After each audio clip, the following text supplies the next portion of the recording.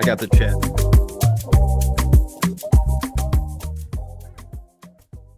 Hello, everybody, and welcome to another episode of Chart Request Live.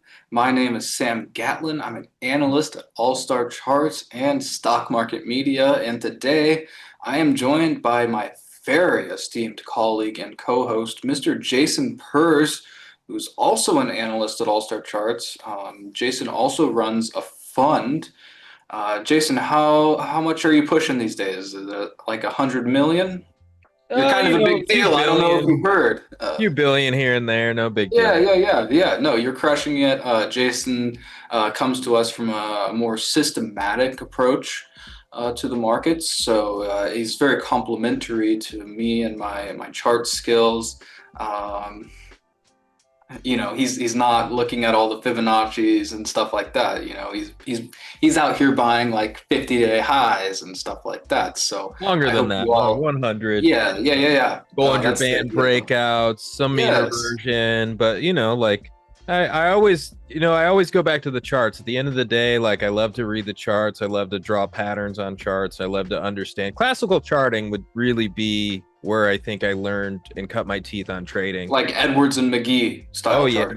Yeah. Edwards. The saucer bottom. Yes, Martin Pring. I mean, when I was learning how to trade, I had all these really old books. You remember the 3 peaks to a house? Do you remember ever hear that pattern? There's 3 peaks house pattern, random things that people don't think about anymore, or the stuff I learned how to trade with. Point figure charts, drawing them by hand, just really weird technical analysis stuff that I learned back in the day, which really that's the thing systematic traders never say enough, which is all systems is price action. It's just, okay, I'm buying, instead of buying I'm drawing a triangle pattern. Now I'm looking at a Bollinger Band squeeze and it's breaking out to a 100-day high, let's say, inside of a squeeze. Same thing. Instead of drawing it, now I'm making it automated. So that's kind of the difference in systematic trading and technical analysis. Not much, just basically systematizing technical analysis. Totally, and that's awesome. And I think we have a lot of very complementary skills, so I hope all of you get a lot out of this episode. We have a few minutes to run through some charts here today. I know we have a few in the mailbag to get through, and as always, if you want to get your ticker in the mailbag for the next episode, you can email questions@stockmarketmedia.com. and we will be sure to get to it next episode. We will try to get to a few in the YouTube chat, but we might not have time to get through all of them, as we've got things to do around here. Markets are moving. We've got stuff to do, guys. I see Risky Business is welcoming me back. I appreciate that, Risky Business. I was in Dubai last week for the CMT Global Investment Summit, and I had an amazing time. And Jason mentioned point and figure charting just a moment ago, and there was actually a panel that talked about that for maybe 10 minutes. And it's point and figure charting isn't something I do every day, but it just renewed my appreciation for point and figure charting. It's a wonderful way to analyze markets. But anyways, Jason, what is the first ticker in today's mailbag? All right, let's look it up. So we're looking at ISRG. Okay. Surgical. This is one of my favorite names in the world. You're the only person who would say this is one of my favorite names. I have no idea what this is. So what is this, Sam? So this is a $162 billion medical specialty stock. That's how they classify it. And you can see it's at a really big level here. Let's draw it out with the horizontal. Oh yeah, major line. Support zone. Yes, and over the short term, this doesn't look great, but just longer term, I think this one's a huge winner. So from the bottom in 2003, let's just measure this out. So Intuitive Surgical has returned, let's just call it 70,000%. This is one of the biggest winners in the market of all time. And only 70,000? Dude, yeah, this is monster stock. I think it's going to be in the Mag 7 one day. This stock is doing some really amazing things in robotics. They're like the leader in robotics and healthcare. So it's an interesting stock, and clearly you can see that it's finding some sellers in the short term, but longer term, as I showed you, this one um, clearly still in an uptrend. So I think this is a stock where you want to buy dips in the context of that long-term uptrend. This is more um, something that you want to have a longer time frame with. You know, it's not some hot quantum stock that's going to move 100% in a few days. That's and that's exactly why I like this chart right here, right now, so much. You know, you have. Let's move to a daily chart, and you can see that this one's trying to climb out of this bearish momentum regime over the short term. So buying weakness in the context of a strong long-term uptrend is really a strategy that I like to employ. It's about to get bullish regime on the RSI too. It's at 50, so I wouldn't call it that close, but you can see 60s, it's right? curling. 60 is what Wilder always said, like over No, 30 and 70. I use 30 and 30 and 70. 70. Okay. Yeah, yeah. Wilder That's for always me though. used Yeah. 40 and 60. 40 and 60 was like Okay. Wilder's idea. And so like, but at the same time, like I agree more with you where like you want more momentum. Especially if you're looking at dailies and weeklies, like you're going to want more momentum than that. So I definitely agree with you on that one. Totally. And it seems like this 430 level is really the one to watch. So as long as Intuitive Surgical holds above that level, I like it. And it's good risk reward, Jason. You know, if it closes below that 430 level, you know, all bets are off.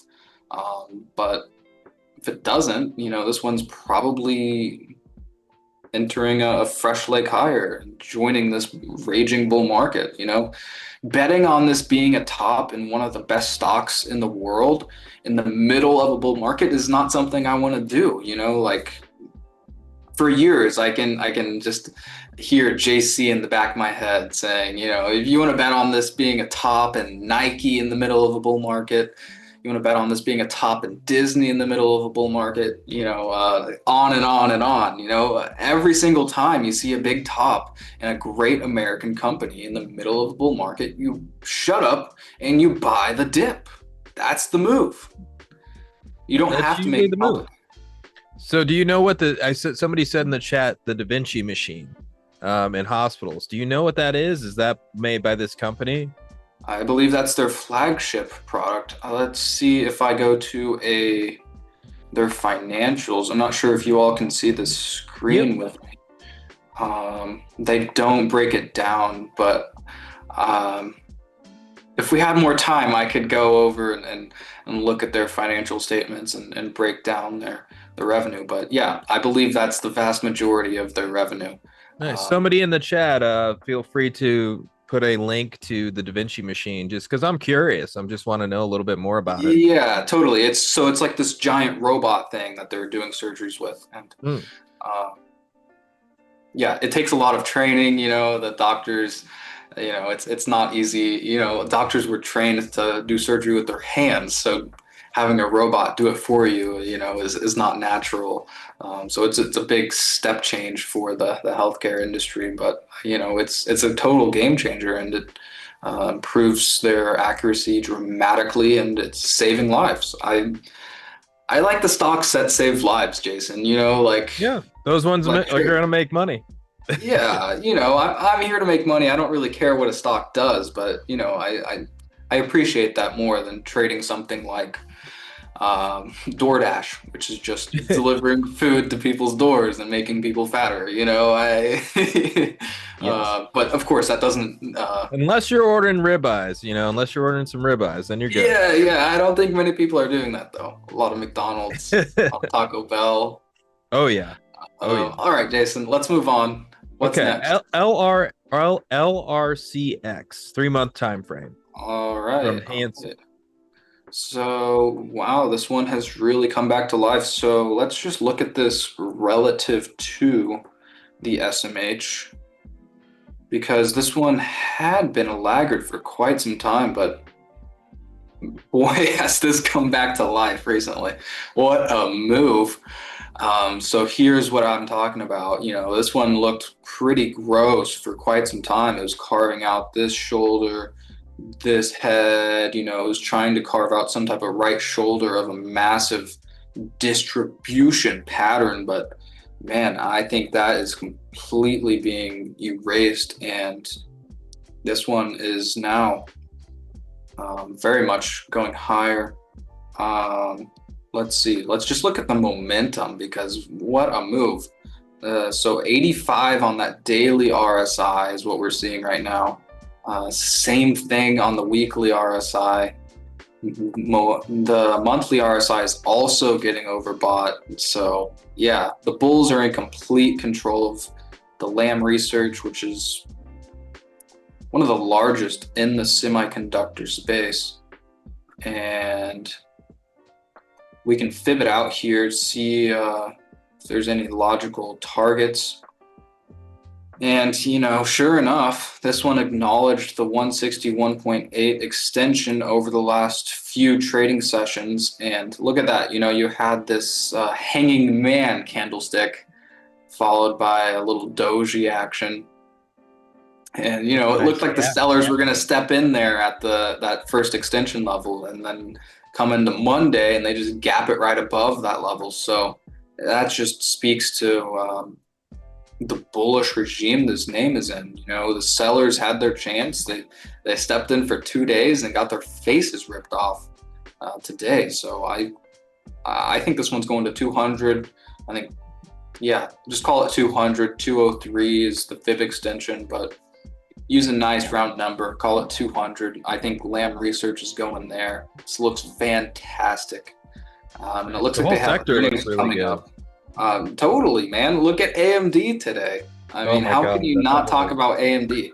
You know, the sellers are stepping in intraday, but nonetheless, this is one of the best days ever for AMD. I can throw on a little rate of change indicator here. We can see, so it had a big day back during the Trump pump earlier this year. But you have to go back to 2016 to find a better day for AMD. This is just a really extraordinary move. So semiconductors are red hot right now, and just buying the worst semiconductors in the world is the move in an environment like this. So if anybody has any terrible semiconductor companies, drop them in the chat. I want to look at those charts because I think the laggards are just going to continue to catch up to the leaders in this raging bull market we are in. All right, next one, STLD. Yeah, all right. This is more your style, Jason. Some steel. Dynamics. This is the largest, if I'm not mistaken, steel stock listed in the U.S. Nucor might be bigger. Yeah, all right. Bigger, Steel Dynamics is not the biggest. One of the biggest stocks. It actually trades on the NASDAQ, which is kind of funny to me. There's a lot of those. Seems kind of wrong. Yeah, there's a lot of those, though. It's kind of interesting. That is. So, you know, we can zoom out on this chart, and you can see it has big bull markets, big bear markets. It's a very cyclical stock. It's a steel stock. So it's tied to the economy, and right now it's pushing new all-time highs. I'm guessing there's a big fib extension up there from this 2018 to 2020 drawdown, and it's not the cleanest. You can see that the market respected these extension levels previously, but more recently it's gotten a little messy. So I suspect there's a more long-term Fibonacci extension that the market's acknowledging here. And sure enough, look at me, Jason. I'm too good at this. So this is what the market's really looking at, is that extension from the great financial crisis. So yeah, I think it wants to get above 155 before you say the bulls are in control of this trend. For now, the path of least resistance for Steel Dynamics is sideways, but a close above 155 would change my tone. I'd be looking at a target of 250.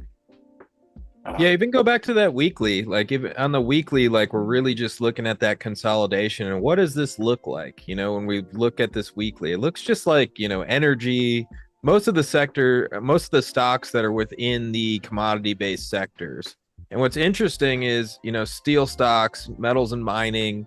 You don't mine steel. Steel has to be made from iron ore.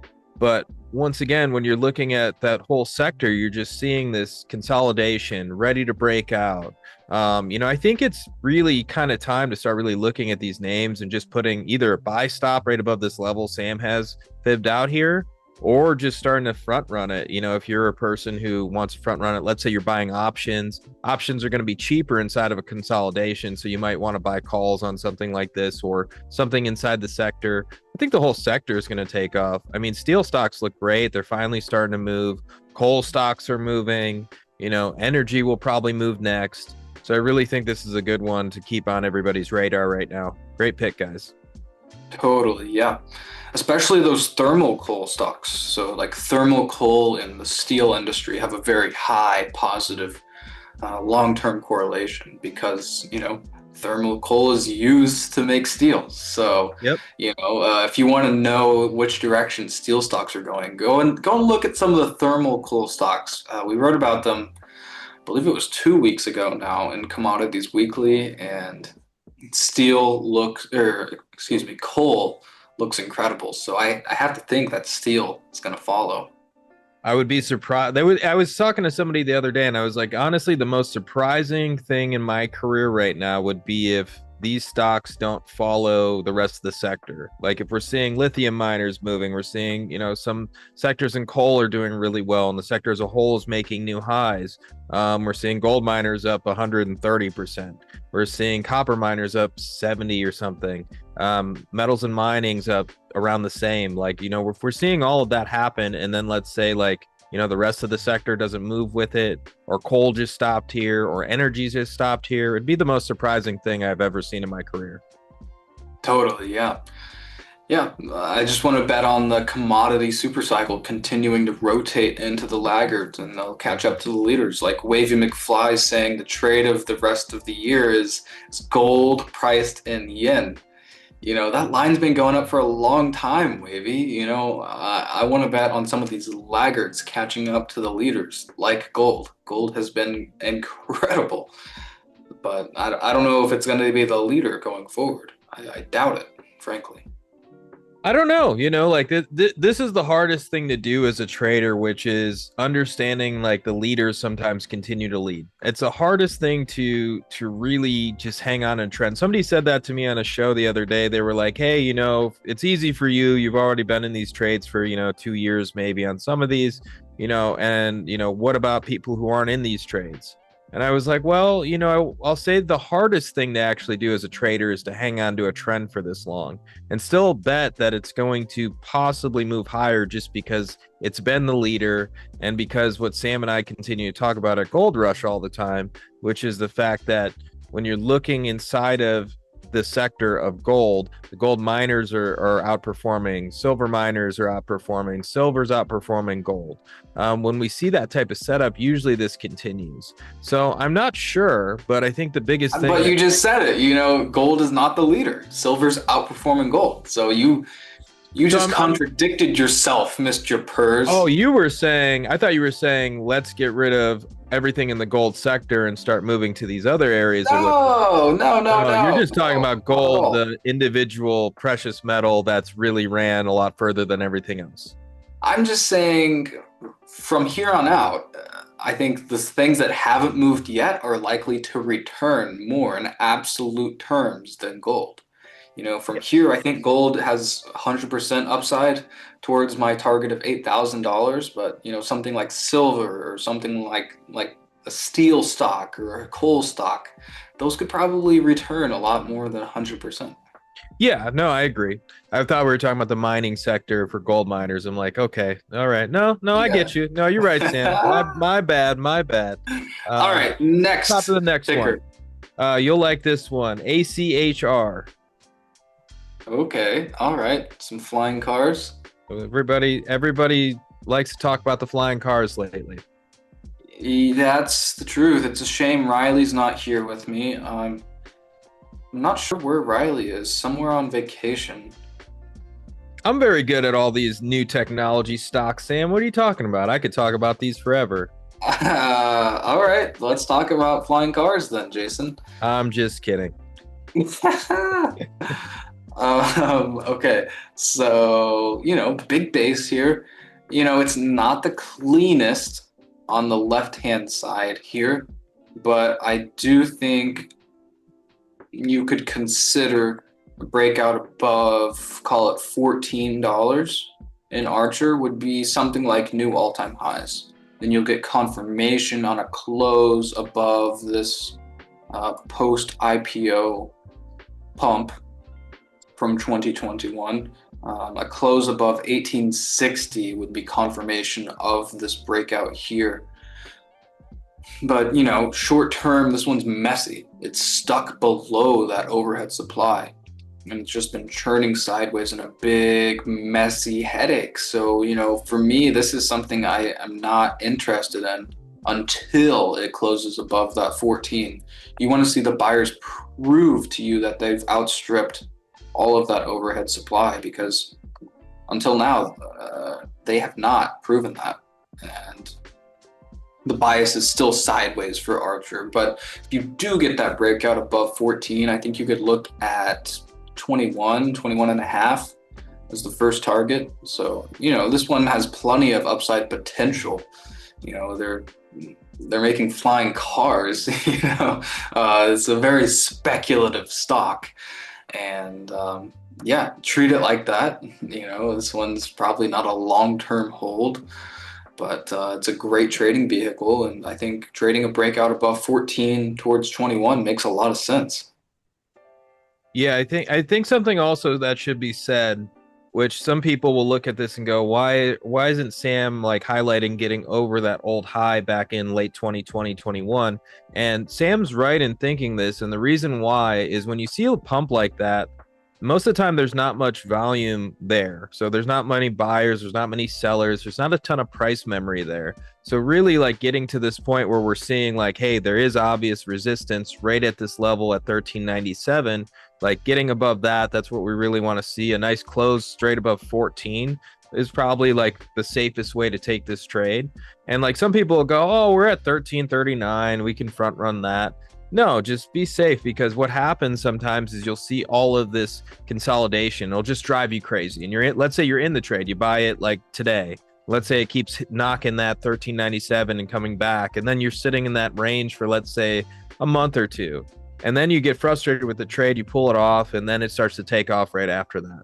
That's why we want to wait for these strong closes above these strong levels. And that's going to be the way you're going to make the most money in these types of trends.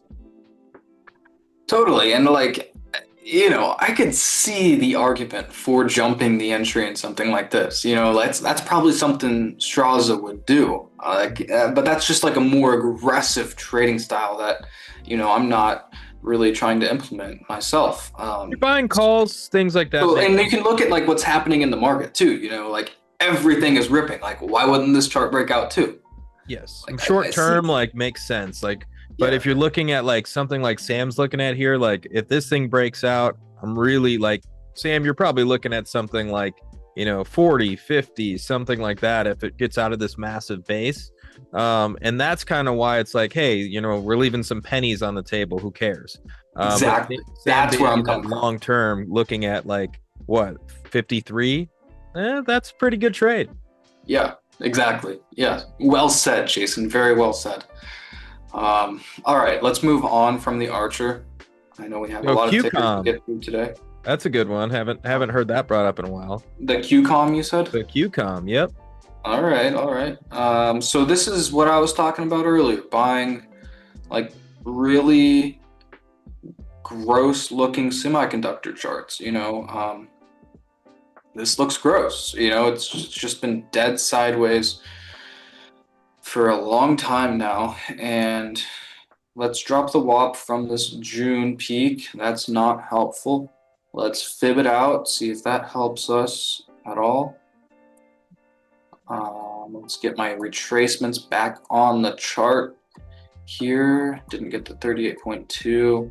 Again, that's not helpful. So, this just all of my technical indicators not coming into play just reiterates the sloppy mess that Qualcomm is. So, gosh, it's hard to find a sloppier chart than this, but I think you can just draw a line here at that peak from November 2024. I think a close above there would shift the path of least resistance from sideways to higher towards this peak from 2024. The all-time high, which comes in around 230. So let's call it 180 to 230 is how I would look to trade QCOM. And just for long-term perspective, this stock sucks. So this is very much a trading vehicle. Here it is, breaking below that 2000 low, making new all-time relative lows versus its peers. So it's impossible. I shouldn't say it's impossible, but there are very few semiconductor names that suck as much as Qualcomm does. So this is very much a trading vehicle, and you'd be looking for some mean reversion higher in this relative trend. And once again, that would coincide with a close above this 180, looking at a move towards 230. But other than that, I am not interested in this chart. This name is terrible.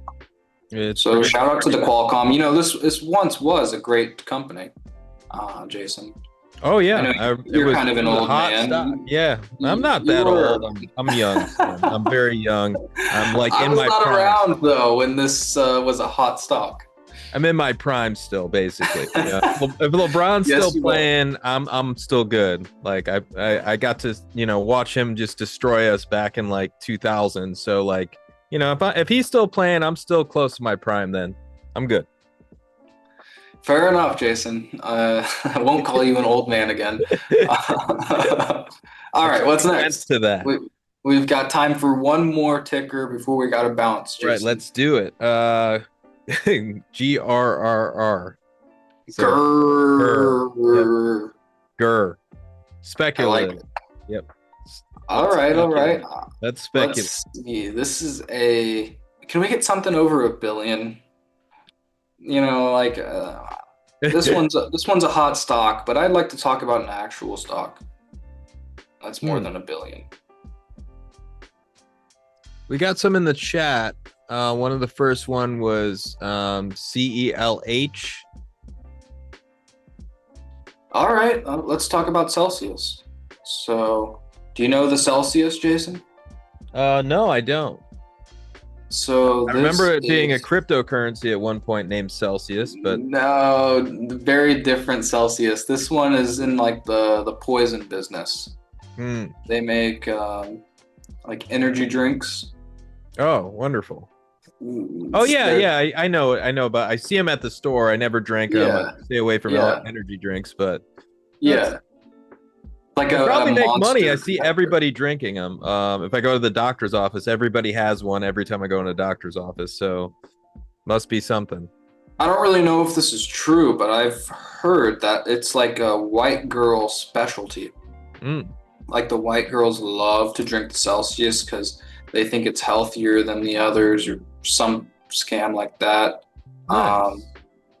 And that's pretty good business, selling stuff to white girls. Yeah, so pumpkin spice lattes and exactly Celsius. Nice. So bitch shakes and Celsius energy drinks. Love it.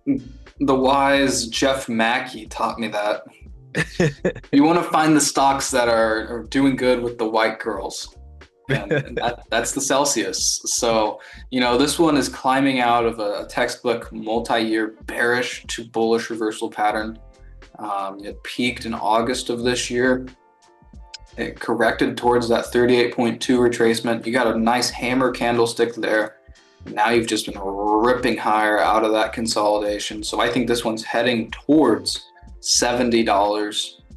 Sellers are likely to step in again there, but I do believe this one's going back to 100 eventually. It's probably going to take some time, as this is more of a consumer staple stock, but just to zoom out on this one and look at it on a relative trend basis, no, I want to look at it relative to its peers in the consumer staples. Like this one is one of the best consumer staples in the market. So if you want to have that more defensive positioning in your portfolio, to hedge your more speculative stocks, I think Celsius does a really nice job with that. Like here it is. Here's a massive base. This was from 2007 to 2024, and now it's carving out another little consolidation below that level. So, I do think this one is going to continue outperforming its peers in the consumer staples sector. And I like that aspect of it a lot. It's we could also look at it relative to the S&P 500. And you'll see a very similar picture there. A little worse, but very similar. Massive base on base structure. So I like the Celsius a lot. This is a leader in the consumer staples. And final chart I'll show you is the Monster. So this is it's a named Monster. It's also a monster of a stock, one of the greatest stocks of all time. So from the 1995 low to now, it's returned like 1,000,000%. Now you're making me feel old, because back when that 2003 peak is back when I was sponsored by Monster. Wow. Okay. That's when it starts to move and break out, and probably right when it broke out of the base is probably when my sponsorship started. So that's probably it. You're welcome, wow. Monster. You guys owe me. What a move that was. What did it do? It did like 13,000% in 3 years. So like the energy drink business is incredible, and Celsius is one of the best at making energy drinks. So yeah, Monster, like it's kind of going to probably be a stable. You'll probably make some money just stable over time, but Celsius is probably the one that's going to take off and make a lot of money for you if you want to be in that industry. Right. Yeah. And young kids on here, if you're listening to me, I should have gone and bought a couple of shares of that stock all the way back then. So, if you are ever, in that position to do something like that, definitely ask for shares. Totally. That's prudent advice, Jason. Hindsight advice. I didn't have it. Hindsight. Yes. True. Maybe you wouldn't be here today if you did that. So I'm glad you didn't. Anyways, everybody, thank you for being here today for Chart Request Live. If we did not get to your ticker today, and I know there's a lot of you that we didn't have time to get to in the YouTube chat, go ahead and send us an email. questions@stockmarketmedia.com is where you can reach us, and we'll put your ticker in the mailbag for the next episode, and we will be sure to carve out enough time to get through all of those. But yeah, Ivy League Trading, Wavy McFly, Frey Lee, got Steven and Bill, a big chat today. I really appreciate all of you being here. From the bottom of my heart, thank you. And we will see you again at the same time, same place next week for another episode of Chart Request Live. Jason, thank you for joining me today. This was a lot of fun. Yep, this was good, man. Dream team. See you guys next week. Rock on. Later, everybody. Later.